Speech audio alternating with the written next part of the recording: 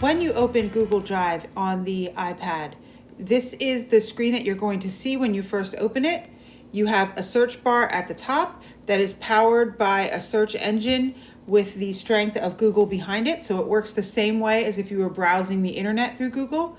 You have this 3-line drop-down menu. And if we click on that, it provides all the same options that you have in your Google Drive on the browser: recent, starred, offline, trash that will items in your trash will remain there for 30 days and then be deleted forever. Notifications you can set if you want to have your iPad alert you as things change in your drive. That would mostly be with shared files. Settings, help and feedback, and storage. Reminder again that because you are using a school issued account, you don't have an issue with storage. We have unlimited storage through our Google Apps for Education accounts. So if you are using your account that is set up and ends with at ovsdpa.org, you're not going to have a storage issue at all.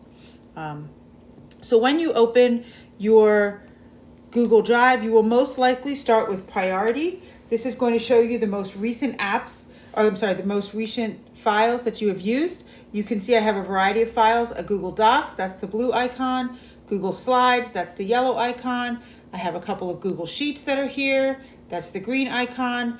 This orange icon down here at the bottom, that's a Jamboard, which is a new Google option for you.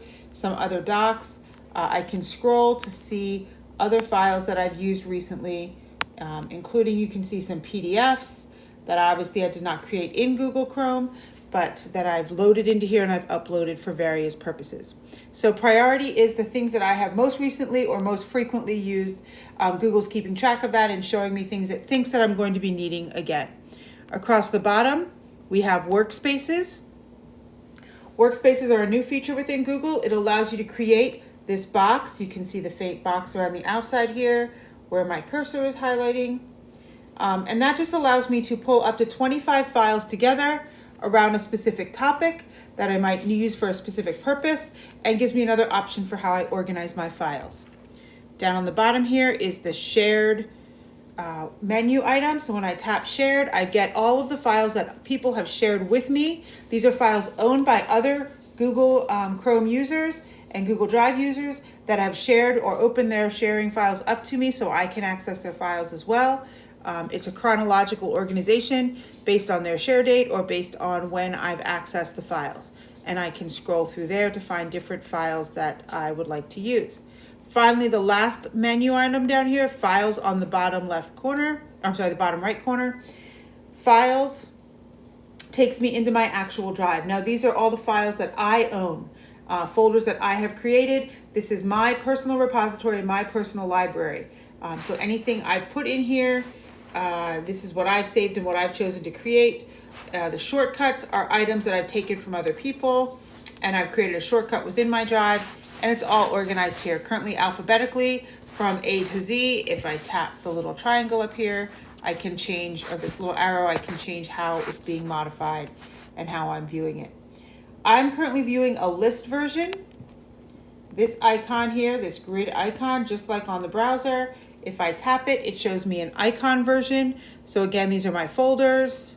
And as I scroll down, you can also see my files, and you see a thumbnail version of what's inside my files.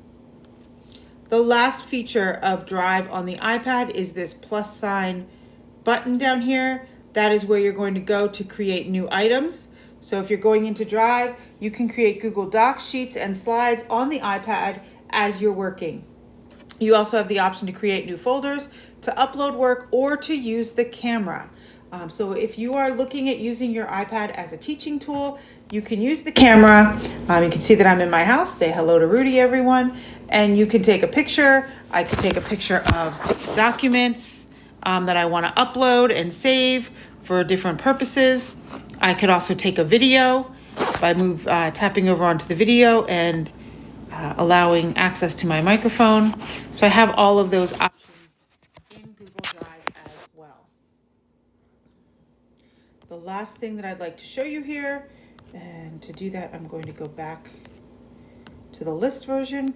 These 3 dots, the 3-dot menu, 3 dots in Google Drive, in Mac, in most things digital mean more. more menu options. So any folder or file that has the three dots next to it is going to bring up this menu of additional options that you can use to organize and manage your Google Drive.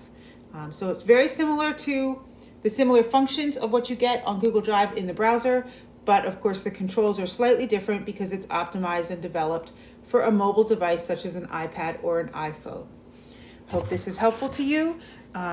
Incidentally, all of these features are also available to students. So as you use them, you can also be modeling and sharing with students different ways for them to organize their files and their work.